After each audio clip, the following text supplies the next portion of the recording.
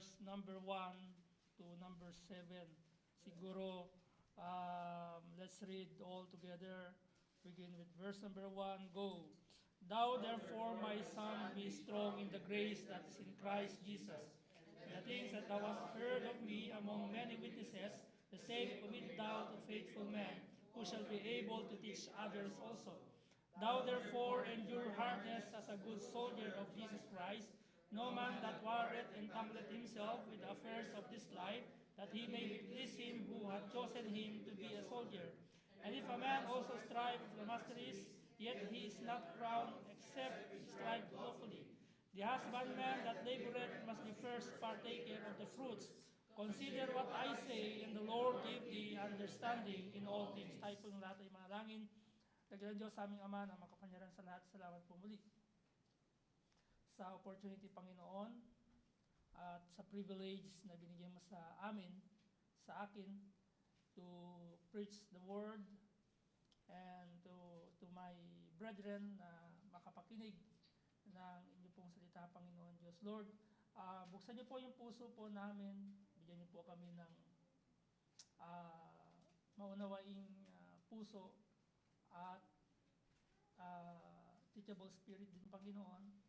At kung ano naman, Panginoon, yung hindrance na nagpipigil sa amin upang gawin ang kalooban mo, tulungan niyo po kami, Panginoon, at kayo, Panginoon, ang kumontrol sa aming pong puso at kaisipan. Let the Holy Spirit filled us, Panginoon, maging ang inyong pong abang lingkod, maging pagpapala yung aking pong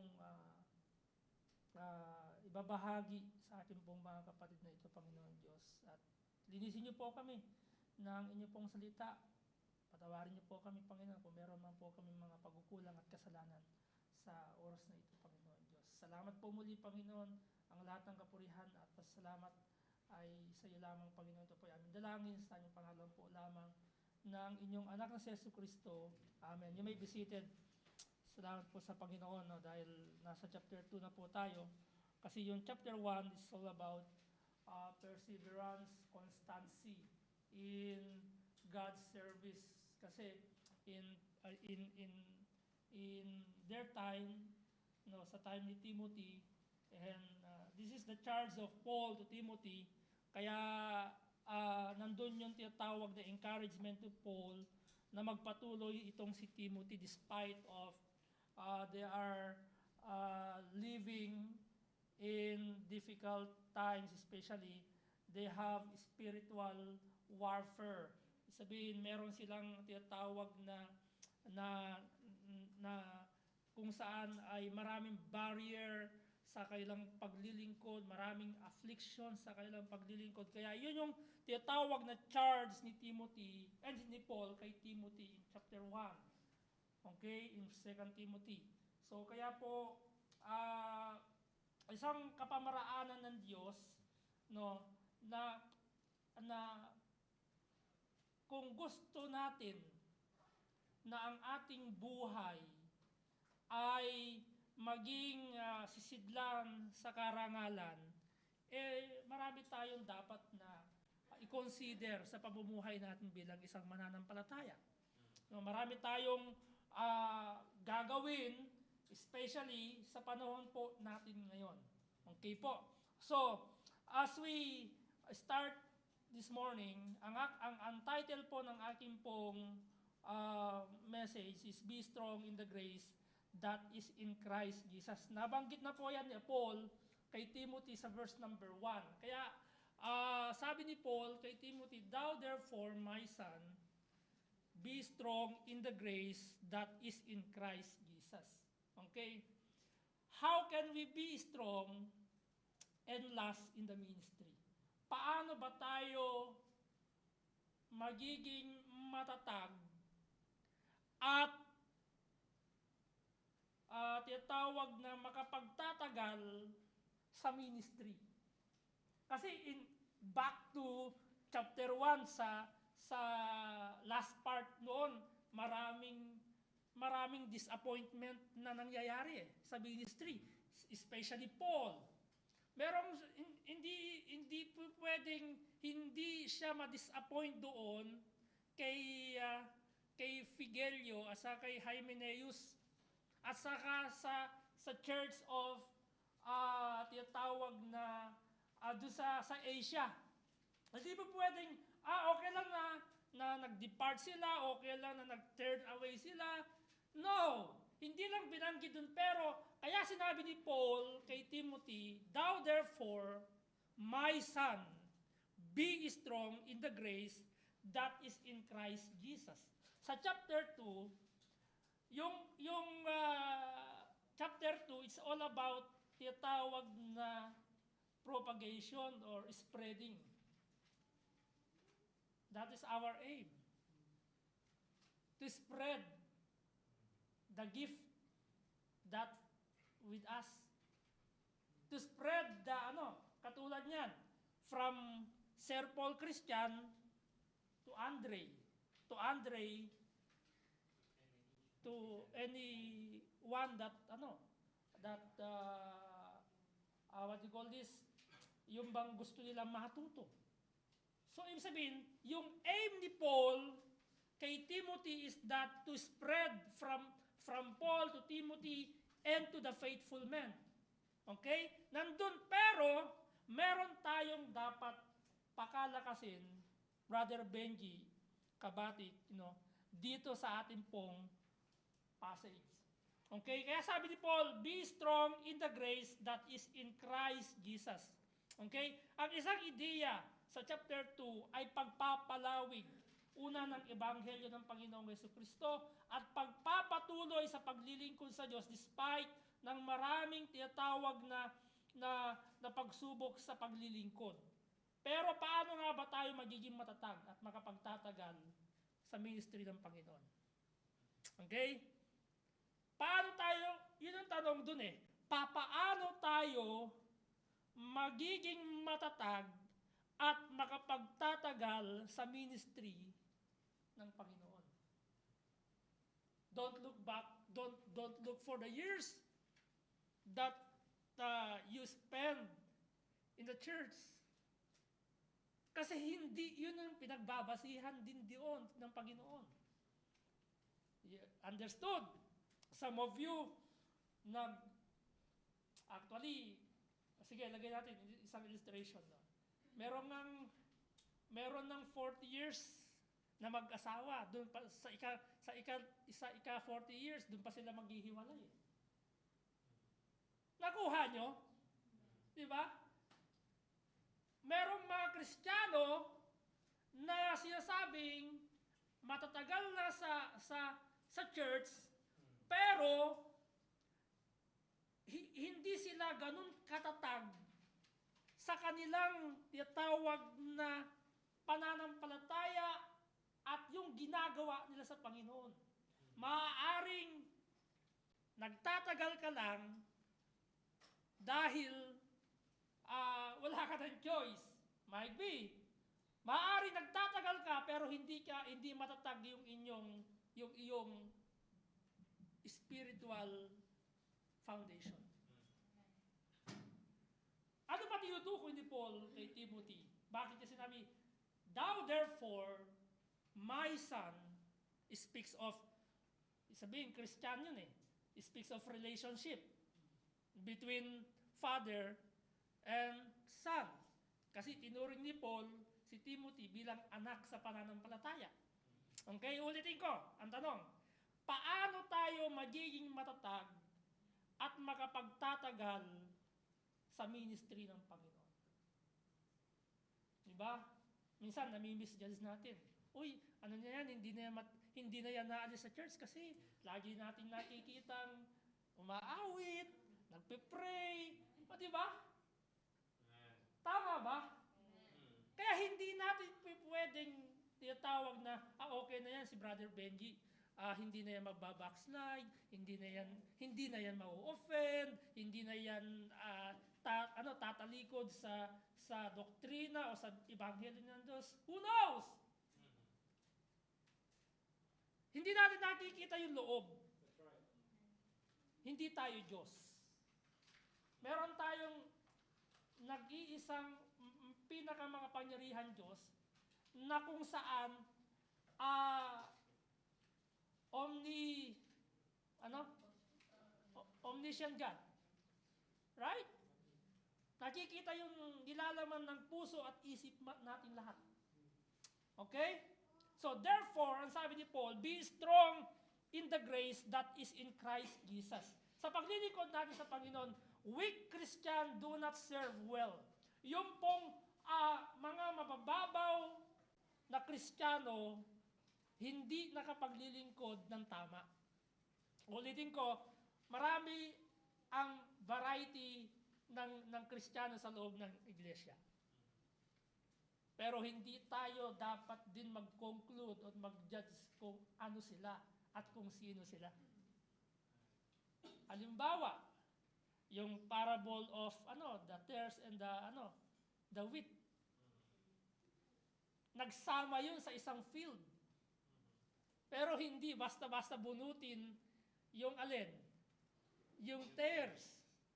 Hinayaan muna nung tinatawag na farmer na lumaki, saka sila tinatawag na tatanggalin at ihiwalay dun sa wheat. Tama? Amen? Kaya yung makapagtatagal dito, kaya sabi ni Paul, be strong. Saan tayo pwede maging strong? Okay? Weak here is not in physical life, but in the spiritual life. Ano dapat ang ating gagawin? Parang ating buhay ay magiging isang sisidlan sa karangalan. Ito yung charge ni Paul kay Timothy, be strong. Why? Okay? Kasi meron tinatawag na, number 1, yung the cause for strength natin, ang dahilan ng lakas. Kaya bilanggit ni Paul, therefore, kung titingnan ninyo, yung last part ng chapter 1, ang sabi ni Paul kay kay Timothy, this thou knowest, that all they which are in Asia be turned away from me, of whom are Phygellus, and Hermogenes. Okay? Turn away. Turn away sila. Yung church sa Asia, they turn away from me, sabi ni Paul, na kung saan ay pinangunahan nitong si Figelio at saka ni Hermogenes. Okay? Yes, Apostle Paul refers back to this chapter kasi iniwan siya. They deserted Paul in the ministry. Though Paul giving them a lot of tinatawag na Paul preached to them the gospel, Paul teach them, Paul encouraged them, but yet they deserted Paul in the ministry. Naging cause pa ng division itong si Figelio at si Hermogenes. Okay? But hindi na tayo tinatawag na magdig doon. It takes spiritual strength to be steadfast in spiritual matters. Kaya sabi niya kay Timothy, be strong. Kasi alam niya na itong nangyari kay Paul, okay, pwedeng maging dahilan kay Timothy na kung saan mag-walk out din siya. Kaya ina-encourage si Timothy, si Paul, na maging magpalakas. Kanino? Ina-encourage si Paul, si Timothy, na magpalakas. Kanino? Sa biyaya na nakay Kristo. Amen?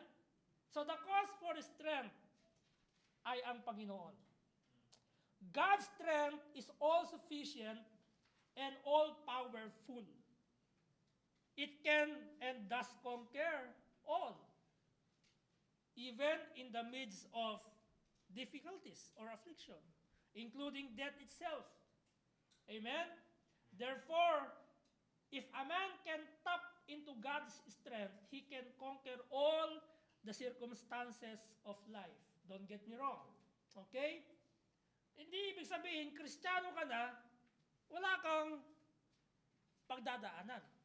Lately lang, may kausap ako while nandun ako sa Wafi Mall. Kaya daw, nagkakasakit siya. Kaya siya lagi kapag nasa church daw siya, dun siya nagkakasakit. At nung bago sabi ko sa kanya, bago ko siya binautismuhan, hindi ko siya pinangakuan ng comfort na buhay. Hindi pinangikuan ng Panginoon lahat ng nababautismuhan ng tinatawag na magiging maayos ang buhay mo. No! Amen? Kaya yun ang sinagot ko sa kanya.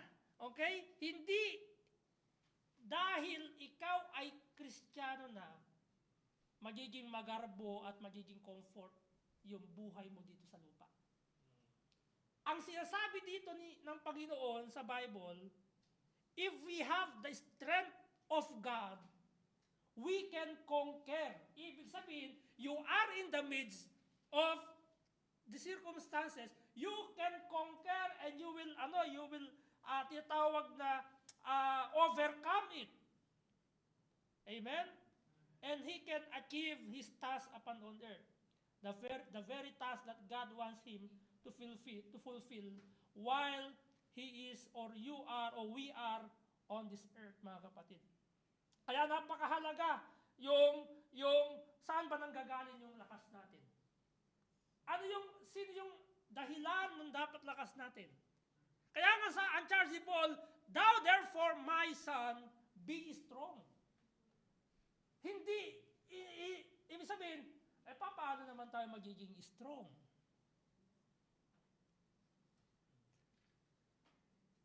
Paano tayo magiging strong in the grace that is in Christ Jesus if we don't do something?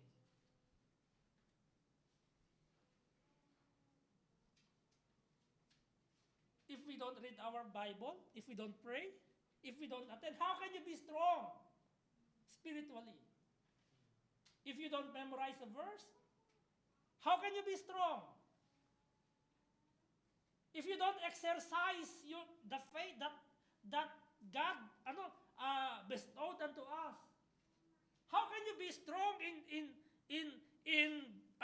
sharing the gospel if you don't go with the soul winning team or the visitation team every Friday, every Thursday, every day? Kung hindi ka nagpa-practice na lalabas ako, at least I'll give my time 1 hour to practice my faith. To practice my yung spiritual life ko. How can you be strong in the grace that is in Christ Jesus? Kaya nga yun yung urge ni Paul kay Timothy, yung charge ni Paul kay Timothy is that thou therefore, my son, be strong in the grace that is in Christ Jesus. Amen? This is what Paul knew. But Paul knew something else. The strength of God can be tapped. Pag sinabing tap, ganyan. Only through the grace that is in Christ Jesus. Yun yung tinatawag na magko-comfort sa akin. Andre. Diba? Kaya mo yan. Pag ang nag-tap sa'yo, Panginoon, pag sinabi, hindi man natin nakikita ang Panginoon, but by the grace of God, i-tap tayo ng Panginoon. Bakit? Okay? Tama, pag tayo, thank you very much. Malakas. Okay? Pag tayo ay yung bang sa tingin natin hindi na natin kaya, pero pag naiisip natin ang Panginoon, ang biyaya ng Diyos na hindi naman ako dapat pupunta sa langit, pero dahil doon sa biyaya ng Diyos, para bang nako-comfort ka. Amen? You know, many times, hindi naman ako dahil pastor mas ahead ako sa inyo kasi pastor ako, member ko. No! Every time sa buhay ko, nag-iisip din ako, pagod ako, hindi ako pupunta sa soul winning. Pero pag naiisip ko, Panginoon, kung wala si Tito, kung wala si kanya na nag-share sa akin, wala ako dito. Kaya naiisip ko, ito'y biyaya ng Diyos sa akin. Amen? Actually, nung Friday, ayaw ko lumabas . Kasi pagod ako. Exhausted ako sa trabaho pa lang. Pero, salamat sa Diyos, ihakbang ko palabas yung pa ako. Sabi ko kay Preacher Edmond, tara na. Sumama din sila. Amen? Yun ang biyaya ng Diyos, hindi sa akin yun. Ang akin, gusto ko matulog ako dyan, magkakatabi kami yung mga pamilya, nanonood kami. Yun ang gusto ko. Pero hindi yun ang gusto ng Diyos. The moment that naiisip ko, tinatap ako ng Panginoon, go! It means, nandun yung grace ng Panginoon. Amen? Lahat naman tayo Hindi, don't get me wrong. Huwag niyo sabihin, dahil pastor ako, pastor, okay. No. Ang dami ko rin struggle. Amen? Dami kong struggle. Kung struggle kayo, struggle din ako. Kung nasasaktan kayo, nasasaktan din ako. Kung napapagod kayo, napapagod din ako. Diba? Pero, ang sinasabi sa atin ng Panginoon, be strong in the grace ay nandun kay Jesus Christ. Amen? 2 Corinthians chapter 12, verse 9. And he said unto me, my grace is sufficient for thee, for my strength is made perfect in weakness. Yung bang hindi mo na kaya kasi pagod ka na, gusto mo magpahinga, pero yung grace ng Panginoon nandoon. Most gladly, therefore, will I rather glory in my infirmities, that the power of Christ may rest upon me. 2 Corinthians chapter 12, verse 10, therefore I take pleasure in infirmities, in reproaches, in necessities, in persecutions, in distresses, for Christ's sake. For when I am weak, then am I strong. Alam nyo, isa sa nakita ko, mga kapatid, before we proceed to 3 points lang naman po. Hindi ko ipapreach hanggang 1 to 7. Kasi ito, dinidig ko lang yung bakit sinabi ni Paul na sa verse number 2 kasi, and the things that thou hast heard of me among many witnesses, the same commit thou to faithful men, who shall be able to teach others also. You will not be able to teach others also if you are not strong. Amen. Spiritually. Amen. We cannot. Para lang nagtuturo tayo, na tinuturuan natin sarili natin, hindi natin tinuturuan yung kinakausap natin. Same, dapat turuan mo mga sarili mo para maging effective ka na tagapagturo din. O lagi nyo naririnig kay Pastor Ben, kay Pastor Cornelio. Diba? Bago mo ituro yung pinag-aralan mo, yung ipinaractice mo muna. Are you with me, brethren? Okay? Ako kasi, hindi ko laging sinasabi ako, hindi ko kayo, magkakaiba tayo na, ako'y napakamahiyain. Pag nandun ako, minsan, Panginoon, paano ko ba kakausapin dito? Ako'y minsan pag kinabahan, alam nyo ba kinakabahan din ako? Pag kinabahan ako, nauutal na rin ako . Totoo yan. Madali din ako ma-intimidate. Pero sabi ko, Panginoon, hindi pwede po. Lalo na pag yung mga kasalubong mo, mga alalaking taas, may tattoo pa. Diba? Hindi ba kayo ma-intimidate doon?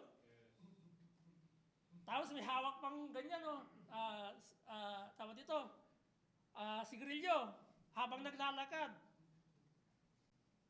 Hindi, sa totoo lang, I want to be honest with you. Every time na kapag may pagkakataon sa buhay ko na para bang nahihiya akong i-approach siya. Pero dun, mas lalo kong kailangan ang Diyos. Panginoon, bigyan mo ako ng lakas. Amen? Bigyan mo ako ng lakas. Kaya kabayan, gospel tracks po, kahit na medyo utal-utal ako, saka yung aking boses. Bakit?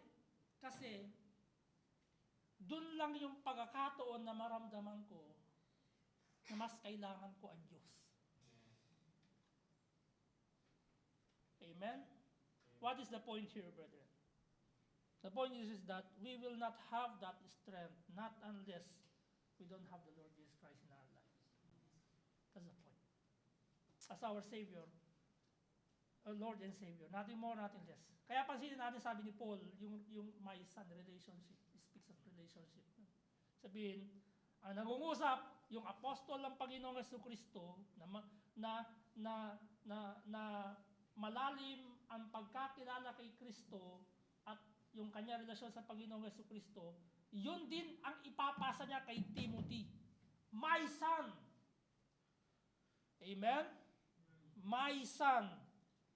Sa verse number 1. Amen? Number 2, let us see the character. Yung una, the cause for the faith. The cause for the strength. Pangalawa, the character of the strength. Be strong in the grace that is in Christ Jesus. This grace that is in Christ Jesus speaks again of spiritual strength.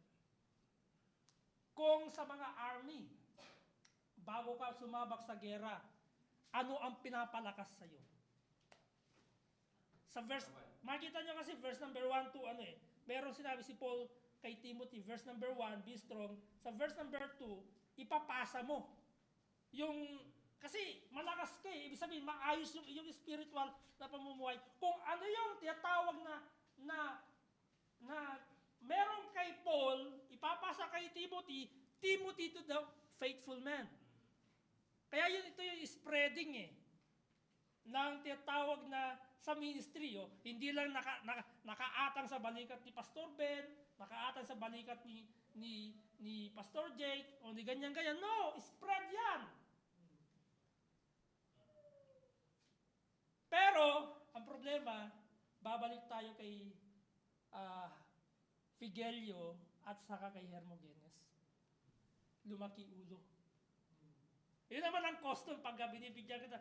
Brother Benji, take charge. Sas nakita ni Brother Benji, naramdaman niya, aba, maganda pala dating ko dito, pastor na dating ko dito So ngayon, iti-take advantage niya yun, yung posisyon na yun. So yun na magiging cost nun. Bakit?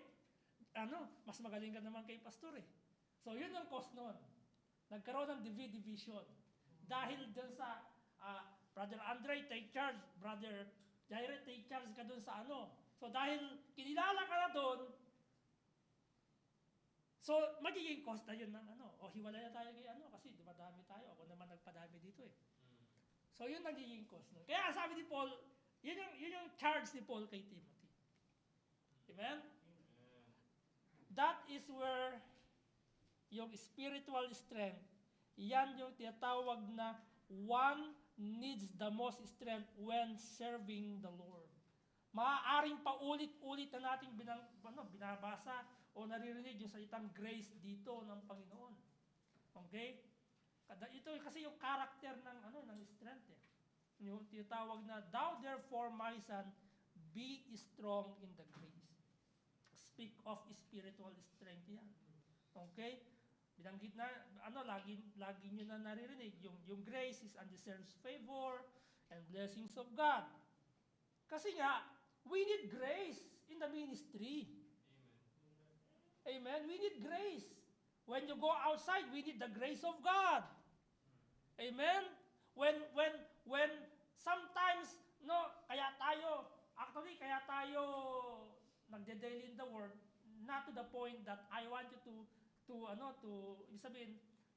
complete it, yung pagbabasa ng Bible ninyo from, it is because of the grace of God. Kaya tayo nakakapagbasa ng Bible. May pagkakataon nga na hindi na kayo makapagbasa dahil pagod kayo Walang makapasok sa ating isip dahil pagdating nyo, pagod na kayo, habang nagbabasa kayo, nandun naman, inaantok kayo.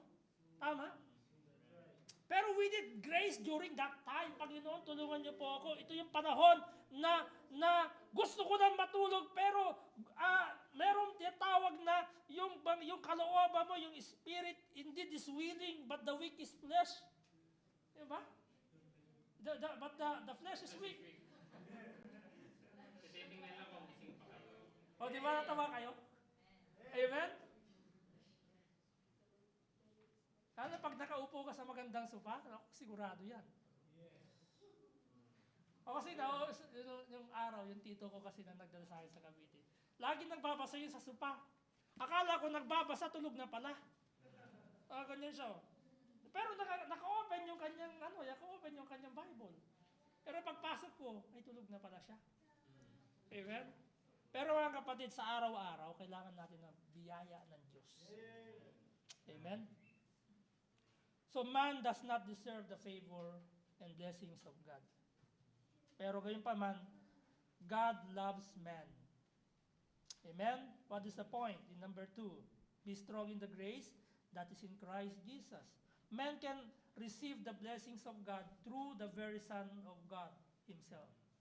And this includes the strength of God, the strength to conquer and overcome all trials, and to fulfill your task upon earth. No matter how much work it involved or how difficult the task may be, mga kapatid, if you have that strength, kasi yung character ng grace is what? Magbibigay ng lakas yan eh. When we think always that I do not deserve heaven, but because of the grace of God, right? Nandun yung favor ng Panginoon. Amen? Because of the grace that is in Christ Jesus. Yun yung gustong idig ni Paul kay Timothy. Yun yung gustong idig ng Panginoon sa atin. Na yung karakter ng lakas ay dahil doon sa tinatawag na biyaya ng Diyos. Kaya ka nagiging malakas. Amen? 1 John chapter 5 verse 4, for whatsoever is born of God overcometh the world, and this is the victory that overcometh the world, even our faith. Amen? Number 3, the continuousness of the strength. The continuousness of the strength. Ano yung command ni Paul kay Timothy? Okay? The command is in the continuous tense, so it means Timothy is to be strong all the time. Amen? Timothy is to be strong all the time. Therefore, ang sabi ni Paul, he must be constantly doing his spiritual exercising, such as studying the Word and praying. Amen? Kaya binanggit ni Paul sa verse number 15, study to show thyself approved unto God, a workman that needeth not to be ashamed, rightly dividing the word of truth. We should spend time reading our Bible, not just to read it. I don't force you to every time when you read the Bible, you understand it. There comes a time hindi mo naman nauunawaan yun eh. Diba? Naunawaan mo ba pagbabasa mo? Kaya kailangan mo paulit-ulit. Ano kaya sinasabi sa akin ng Panginoon dito? Tama? Meron pagkakataon, hindi pumapasok sa isip mo. Pero, meron pagkakataon, ito yung nabasa ko nun. Ito pala yung ibig sabihin nun. Lately mo na lang siya marirecall. Kasi nga, nagbabasa ka ng Bible. Kung hindi ka magbasa ng Bible, paano ka makapagpapatuloy sa ministry? Yung lagi nagbabasa ng Bible, lumihinto sa ministry. Ikaw pa kaya hindi nababasa ng Bible? Amen? If we miss our spiritual exercising, we will lose our spiritual strength. We must do just what Paul told to Timothy to do. We must be strong, not strong in our strength or in our own strength, but strong in the grace or the favor of Christ. We must look up to Christ, not to ourselves, nor to other people. Huwag nating kaya ako pupunta sa church ngayon, kahit na ako'y pagod kasi ang speaker ay si ganyan, o kaya nandun si ganyan, lagi kong nakikita si brother ganyan. Huwag nating anong salita 'yan? Wag natin i-focus yung ating wag tayo mag-focus sa tao. Para makapagpapatuloy tayo, mag-focus tayo sa Diyos. Kasi kapag ang focus mo tao lang, maniwala kayo, isang araw, mapufrustrate kayo. Di ba, minsan nabibless kayo. There's no wrong, nabibless kayo dahil maayos yung kanyang spiritual na pamumuhay. There's no wrong. Pero kung doon yung focus mo, kaya ka naglilingkod sa Diyos, baka isang araw, pag yung tao na yun ay nag-fail, mafu-frustrate ka. Amen? We must look up to Christ. Again, not to ourselves nor to other people. We must trust the sufficiency of Christ, not our own strength. Bakit? Anong katotohanan na tinuturo sa atin ni Paul ng Panginoon dito? Okay? Anong katotohanan? That God will provide what is the necessary for His servant to sustain in the ministry. Hindi ka tinawag ng Diyos na maging display lang. Hindi ka tinawag ng Panginoon para to maging man's pleaser. Tinawag tayo ng Panginoon. Nung tinawag tayo ng Panginoon, He will provide everything what is the necessary para ikaw ay masustain sa ministry. Kaya yun yung encouragement ni Paul kay Timothy. Amen? To be strong in the grace that is in Christ Jesus. Hebrews chapter 12 verse 1, wherefore seeing we also are compassed about with so great a cloud of witnesses, let us lay aside every weight and the sin which doth so easily beset us, and let us run with patience the race that is set before us. Verse number 12, looking unto Jesus, the author and the finisher of our faith, who for the joy that was set before him endured what? The cross, despising the shame, and is set down at the right hand of the throne of God. The message is very simple. What is the charge here? Be strong in the grace that is in Christ Jesus. Yan po ang magiging source of strength ng isang tagasunod ni Kristo. Para maging matatag, makapagtagal sa ministry or sa church na kung saan siya kabilang ngayon. God wants our lives to be a vessel unto all. Yun ang gusto ng Panginoon. Amen? So I hope na kayo po ay na-bless this morning. Tayo pong lahat ay tumayo, tayo pong lahat ay manalangin.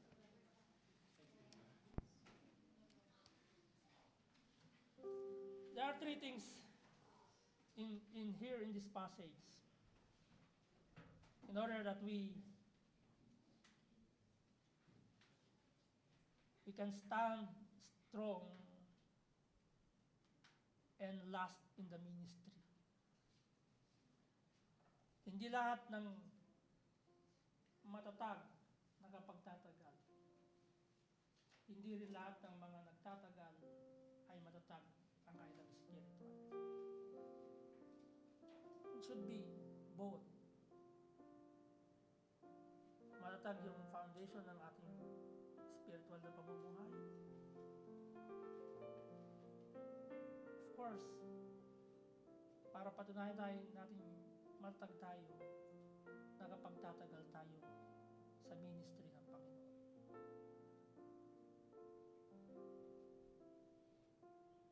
Ang sabi ng Panginoon, ang sabi ng Paul kay Timothy, thou therefore endure hardness as a good soldier of Jesus Christ. Kung gusto natin, mga kapatid, ng buhay natin ay maging sisidlang sa karangalan, meron muna tayong gagawin. Magpalakas tayo sa biyaya na nasa kay Kristo. I know this is just 3 points, but I do hope that point will help us. Nagilan Diyos sa aming Ama na makapangyarihan sa lahat salamat po, Panginoon, sa opportunity. The cause of our strength is God. And the character of the strength is because of the grace of God, of the grace that is in Christ Jesus.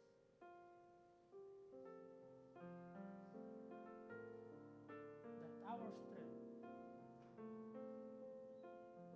will continue until for the furtherance of the gospel,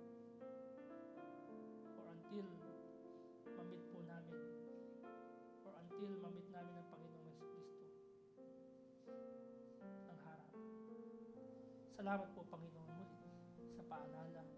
Salamat sa charge. Salamat sa encouragement na kung saan wala po kaming ibang pagkukunan ng lakas spiritually kung wala ang Panginoong Jesucristo sa atin. Kung wala ang biyaya ng Panginoong Jesucristo sa atin. Panginoon, salamat po muli sa pagkakataong ito. Uwi po kami, Panginoon, or kami ay magkahiwa-hiwalay pansamantala, na dala ang baon ng iyong salita, Panginoon Diyos. Lahat ng kapurihan at pasalamat ay amin pong ibinabalik sa iyo. Sa tanyong pangalan po lamang ng iyong anak na si Jesucristo. Amen. Alright, magandang tanghali. Welcome back, Sister Lorena Ibanez. Kasama natin ngayon sa Zoom. I hope to see you in the church.